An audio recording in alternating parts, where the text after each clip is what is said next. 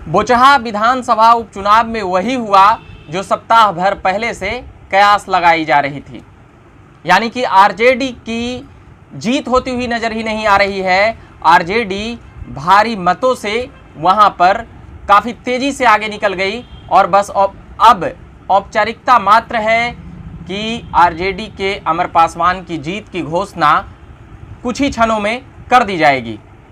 और औपचारिकता के लिए बता देता हूं कि आप देख रहे हैं झकास भारत और मेरा नाम हुआ रविकांत। अब मैं आता हूं कि ऐसा क्यों। लगभग 60% मतदान हुआ था बिहार विधानसभा उपचुनाव में जो बोचहा में हो रहा था, 59.2%। उसके बाद फिर जिस प्रकार से अमर पासवान, बेबी देवी और गीता कुमारी में जो त्रिकोणीय मुकाबला जो बनता हुआ नजर आ रहा था, उसमें दूसरे नंबर पर तो बेबी देवी हैं, मगर वह लगभग 15,000 मतों से पीछे हो गई हैं। यानी कि लगभग जितनी वोट पड़ी है, जितनी वोटों की गिनती अभी तक हुई है, उसमें 48% मत, 47% से ज़्यादा, यानी कि आधा मत जो गिनती हुई है वह अमर पासवान वहां पर बाजी मारते हुए नजर आ रहे हैं। तो अभी महत्वपूर्ण सवाल यह उठ रहा था कि जितने भी भूमियार संगठन जो समर्थन कर रहे थे भीतर खाने से या ऊपर खाने से कह सकते हैं, या खुलेआम तौर पर कि हम आरजेडी को समर्थन कर रहे हैं और आरजेडी को ही वहां पर जिताएंगे, ऐसी कई बातें हो रही थी, उस पर अब मुहर लगती हुई नजर आ रही है। उस पर अब मुहर लग गई है। जिस प्रकार से तेजस्वी एमएलसी चुनाव में भूमियार जाति को कह सकते हैं कि ज़्यादा सीटें दी और सबसे ज़्यादा सीटें आरजेडी में भूमियार जाति के ही कैंडिडेट जीतते हुए नजर आए, वहीं बोचहा में कई भूमियार संगठनों का यह कहना था कि जो एमएलसी चुनाव में आरजेडी ने विश्वास दिखाया है, वही विश्वास भूमियारों को आरजेडी के प्रति भी, उसके उम्मीदवारों के प्रति भी दिखाना चाहिए।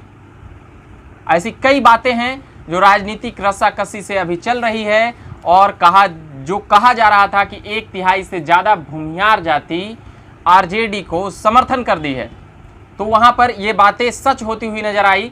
शायद इससे संख्या काफ़ी ज़्यादा हो सकती है, इसमें कोई शक नहीं है, क्योंकि जिस प्रकार से एक तरफा परिणाम आया है, वहीं मुकेश सहनी की पार्टी वीआईपी, विकासशील इंसान पार्टी, वह भी 15,000 मतों के करीब है। 18,000, 20,000 मतों के से ज़्यादा बीजेपी भी है, मगर 36,000 मतों से भी ज़्यादा वहाँ पर अमर पासवान हैं जो आरजेडी के उम्मीदवार हैं। अब इन बातों से क्या कयास लगाया जाए?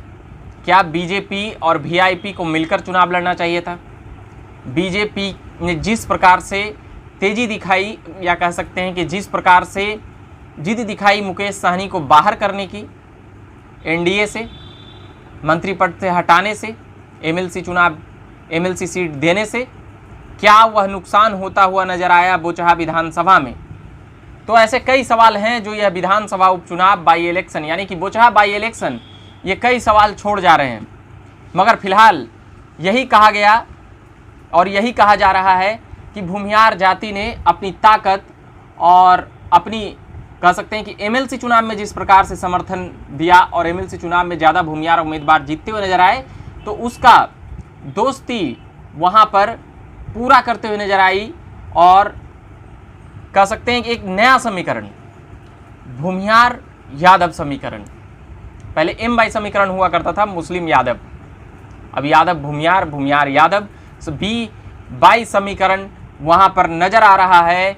जो और एक भूमियार संगठन ने तो तेजस्वी के मुख्यमंत्री बनाने की दावा कर दी और तेजस्वी को ही मुख्यमंत्री मानने की बात कर दी कि अब भूमियार पुरजोर समर्थन करेगा, मगर अभी भी कई संगठन, कई भूमियार जाति के लोग, बुद्धिजीवी लोग आरजेडी के समर्थन करने से बहुत दूर हैं। वह इस बात से इनकार कर रहे हैं कि पूरी भूमियार जाति उधर हो जाएगी, वो इस बात को नहीं मान रहे हैं। मगर फिलहाल इस विधानसभा चुनाव से क्या समझ आया, इसके 3-4 कारण हैं, 3-4 पहलू हैं। शुरुआत होती है ब्रह्मेश्वर मुखिया से, फिर अनंत सिंह पर आती है कि अनंत सिंह को किस प्रकार से निर्दलीय मुकामा से जीतते हुए नजर आए, जो कभी जदयू के नेता हुआ करते थे, जो कभी नीतीश कुमार के करीबी हुआ करते थे, जो कभी, फिर जिस प्रकार से अनंत सिंह को जेल हुई तो भूमियार जाति में एक रोष थी, वह नजर आई। फिर जहानाबाद और मुजफ्फरपुर में जिस प्रकार से लोकसभा में जो हिस्सेदारी रहती थी भूमिहार जाति का, वहाँ से भी नाराजगी बढ़ी।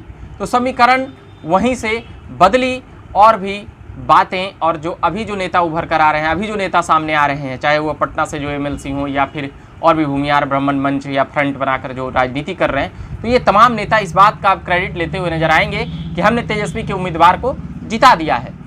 फिलहाल इन बातों को समझा जा सकता है कि बिहार में एक नया समीकरण बन रहा है।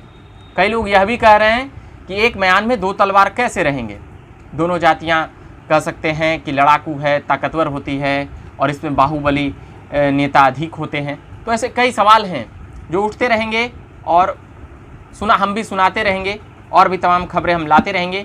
फिलहाल ये बोचहा बाई इलेक्शन का परिणाम को लेकर था कि जिस प्रकार से RJD उम्मीदवार ने काफ़ी ज़्यादा बढ़त बना चुकी है, तो अब यह संभावनाएं काफ़ी कम है कि कोई कैंडिडेट आगे हो जाए, क्योंकि 48% मत उनके पक्ष में है, वहीं 25-26% मत BJP के पक्ष में है, 22% मत VIP के पक्ष में। तो ये तमाम बातें बता रही है। वहीं बात करें कांग्रेस की तरुण चौधरी का, तो वहाँ पर अभी 800 वोट उनकी आई है, यानी कि कांग्रेस क्या समझ सकते हैं कि विधानसभा में क्या परिणाम है और क्या परिणाम वो अपेक्षा भी नहीं करते थे। उनके नेता भी कह रहे हैं कि हम RJD के समर्थन में ही थे। तो ऐसे ही तमाम खबरें हम लाते रहेंगे। अभी के लिए फिलहाल इतना ही कहेंगे। आप बने रहिए झकास भारत के साथ। मेरा नाम हुआ रविकांत। धन्यवाद।